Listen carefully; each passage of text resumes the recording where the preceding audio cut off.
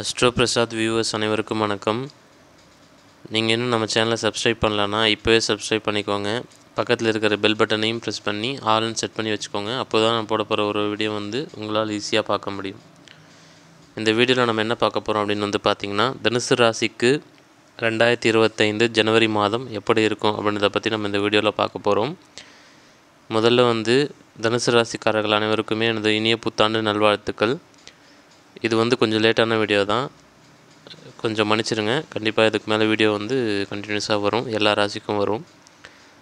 First இந்த மாதம் பொறுத்த வரைக்கும் சந்திராஷ்டம தினங்கள் என்றைக்கு இருக்குது அப்படின்னு பார்க்கும்போது, தனுசு ராசிக்கு ஜனவரி 13, 14, 15 இந்த 3 நாட்களும் சந்திராஷ்டம தினங்கள் அப்படின்றதுனால இந்த 3 நாட்களில் யாரோடையும் வாக்குவாதம் பண்ணாதீங்க.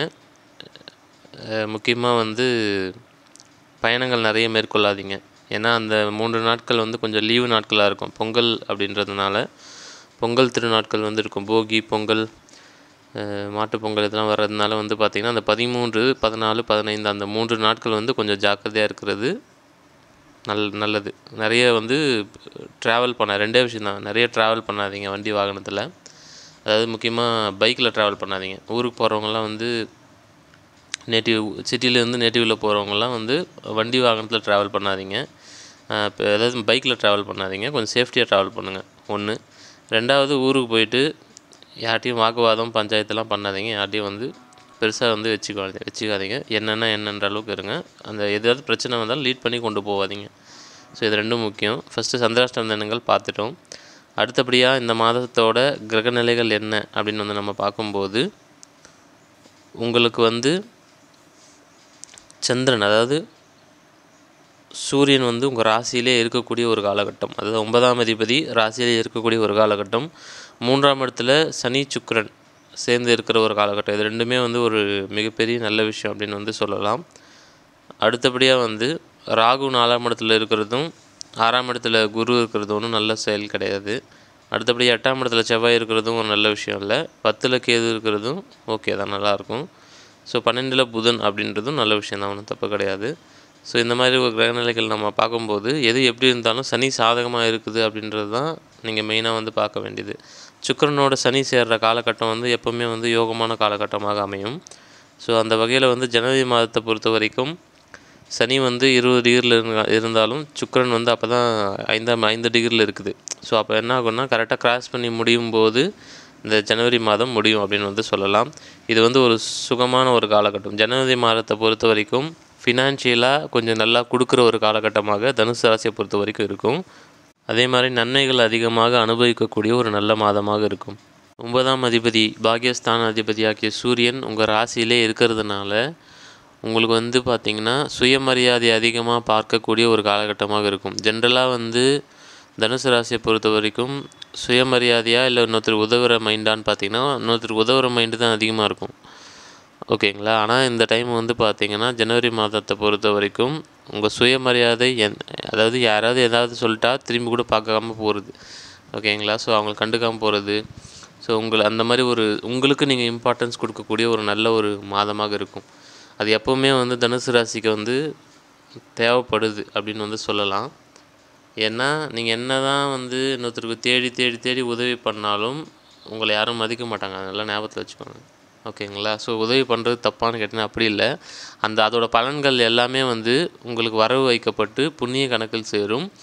அது உங்களுக்கு இந்த உலகத்துக்கு அப்புறம் இன்னொரு உலகம் இருக்குது, அதுக்கு யூஸ் ஆகும் அப்படின்னு சொல்லலாம். இங்கேயும் யூஸ் ஆகும். அந்த ஒரு குறிப்பிட்ட டைமில் அது யூஸ் ஆகும். எப்போ யூஸ் ஆகும் ஆகாதுன்றது இறைவன் தான் முடிவு பண்ணுவார். ஆனால் உங்கள் மேலே நீங்கள் அக்கறை செலுத்தும் போது நிச்சயமாக மிகப்பெரிய அளவில் பார்த்திங்கன்னா உங்களுக்கு நிம்மதி அப்படின்றது கிடைக்கும்.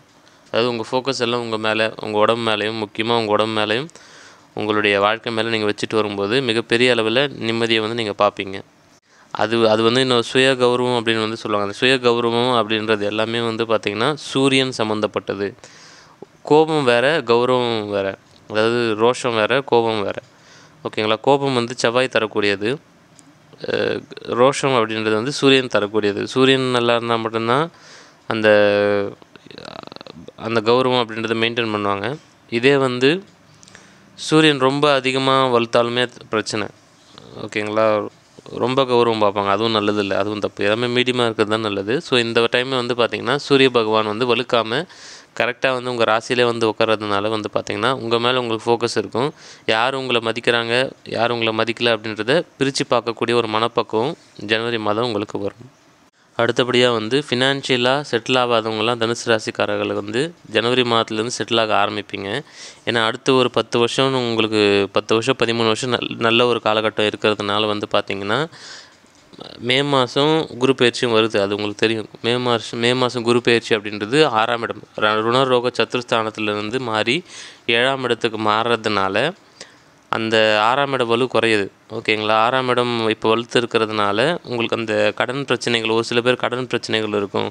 ஒரு சில பேருக்கு வந்து பார்த்திங்கன்னா இந்த உடம்பு சரியில்லாமல் போகிறதுக்கான வாய்ப்புகள் அதிகம். ஒரு சில பேருக்கு எதிரி தொந்தரவு நிறைய இருக்கும் 6ஆம் இடத்துல குரு வரும்போது. ஸோ அந்த மாதிரி இருக்கிறது எல்லாமே வந்து இப்போ குறைய ஆரம்பிக்கும். கொஞ்சம் கொஞ்சமாக ஒவ்வொருத்தருக்காக கட் ஆகும். இந்த நெகட்டிவ் விஷயங்கள் எல்லாமே கொஞ்சம் கொஞ்சமாக கட் ஆக ஆரம்பிக்கும். அதெல்லாம் இந்த ஜனவரி மாதத்துலேருந்து நடக்கும். ஏன்னா மே மாதம் உங்களுக்கு வந்து குரு பயிற்சி ஆகுதுன்னா அது முன்னாடியே கொஞ்சம் கொஞ்சமாக வேலை செய்யும் அப்படின்னு வந்து அர்த்தம். அது ஒரு 4 மாதம் முன்னாடியே வேலை செய்யும். இப்போ நீங்கள் அது எப்படி உங்களுக்கு புரிய வைக்கிறது அப்படின்னா, நீங்கள் வீட்டிலேருந்து வெளியில் போகிறீங்க அப்படின்னா இப்போ நீங்கள் எங்கே போகணுமோ அதை நோக்கி தான் போவீங்க. இப்போ நீங்கள் வீட்டிலேருந்து போஸ்ட் ஆஃபீஸ் போகிறீங்க அப்படின்னா போஸ்ட் ஆஃபீஸ் கிழக்கு பக்கம் இருக்குதுன்னா கிழக்கு பக்கம் தான் நீங்கள் போவீங்க, மேற்கு பக்கம் நீங்கள் போக மாட்டீங்க. ஓகேங்களா. ஸோ அந்த மாதிரி தான் ஃப்யூச்சரில் இப்போ அடுத்து உங்களுக்கு வரப்போகிற குரு பயிற்சி அதெல்லாம் வந்து பார்த்திங்கன்னா உங்களுக்கு எப்படி இருக்கும். இப்போ சனி பயிற்சி பிரச்சனை இல்லை, 4ஆம் இடத்துல சனி இருந்தாலும் தொந்தரவு இல்லைன்னு நான் சொல்லியிருக்கேன். ஸோ ராகு கேது பயிற்சி சுத்தமாக பிரச்சனை இல்லை, 3 ராகுலாம் யோகம். ஓகேங்களா. அடுத்து குரு பயிற்சியை பொறுத்த வரைக்கும் இப்போ குரு பயிற்சி தான் உங்களுக்கு கொஞ்சம் காலகட்டமாக எதிரி தொல்லைகளை கொடுத்து கொண்டு இருக்கிறது. ஸோ அந்த பயிற்சி வந்து உங்களுக்கு வந்து ஃப்யூச்சரில் மாற போகிறதுனால அது எல்லாமே இந்த ஜனவரி மாதத்துலேருந்தே கொஞ்சம் கொஞ்சமாக அந்த எதிரி தொல்லையும் சரி, உடல் உபாதைகள் பிணிகள் இருக்கிறது சரி, அடுத்தபடியாக வந்து பார்த்திங்கன்னா கடன் பிரச்சனைகள் சரி, எல்லாமே வந்து தீரத் துவங்கும். ஜனவரிலேருந்து கொஞ்சம் கொஞ்சமாக தீரத் துவங்கும் அப்படின்னு வந்து சொல்லலாம். ஸோ இது ஒரு ஜனவரி மாதத்தை பொறுத்த வரைக்கும் நிறைய நல்ல மாற்றங்கள் தரக்கூடிய ஒரு நல்ல மாதம். அதாவது திருமணமாகாத தனுசு ராசிக்காரர்கள் அனைவருக்குமே திருமணத்துக்கான பேச்சுவார்த்தை நடக்கும். ஏன்னா இப்போ நீங்கள் ஏப்ரல் மேலே நிறைய தனுசு ராசிகளுக்கு திருமணம் நடக்க இருக்கிறதுனால அதுக்கான பேச்சுவார்த்தைகள் யார் என்ன அப்படின்றதெல்லாம் இந்த ஜனவரியிலே வந்து செட் ஆகும். இவங்களுக்கு தான், அதாவது இந்த ஜாதகம் தான் நமக்கு செட் ஆகும் அப்படின்னு ஒரு முடிவுக்கு வர்றது எல்லாமே வந்து ஜனவரியில் நடக்கும். கொஞ்சம் பேருக்கு பிப்ரவரியில் நடக்கும். ஓகேங்களா. ஸோ அது எல்லாமே இப்போவே நடக்க ஆரம்பிக்கும். அப்படின்றதுனால உங்களுக்கு திருமணத்துக்கு பார்க்கணும் அப்படின்னா தனுசு ராசிக்காரர்கள் தாராளமாக இந்த ஜனவரி மாதத்துலேருந்து ஆரம்பிக்கலாம். அதாவது பொங்கலுக்கு அப்புறம், மேக்ஸிமம் மார்கழியில் பார்க்க மாட்டாங்க.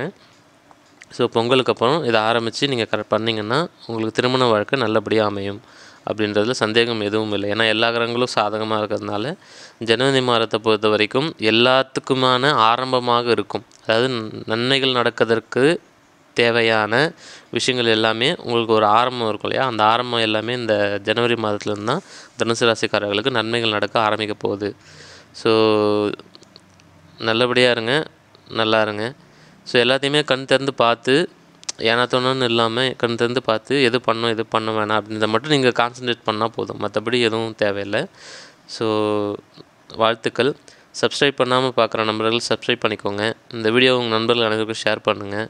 உங்களது கேள்விகள் ஏதாவது இருந்தால் கமெண்ட் செக்ஷனில் பதிவு பண்ணுங்கள். ஜாதகம் பார்க்க விருப்பப்படுறவங்க வந்து ஸ்க்ரீனில் தெரிய நம்பருக்கு கான்டாக்ட் பண்ணுங்கள். நன்றி.